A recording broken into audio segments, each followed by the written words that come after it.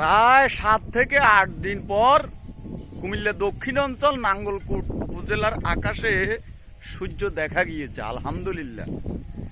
দীর্ঘ 7-8 দিন বৃষ্টি বন্যা, কিন্তু অবশেষে এই যে 7-8 দিন পর দিয়ে রোদ উঠেছে, আকাশে সূর্য দেখা যাচ্ছে। তো যেরকম রোদ ঠিক তেমনি রোদের তীব্রতাও বোঝা যায়। তো ইতিমধ্যে একটা জায়গা রওনা দিয়েছি, আজকে 6-7 দিন 8 দিন যাবৎ ওইদিকে যাই না, কি খোঁজখবর কি আসো বিষয়, সেই কারণে আসলে এই মুহূর্তে সাইকেল নিয়ে বাইরেছি। এই যে দেখেন সাইকেল।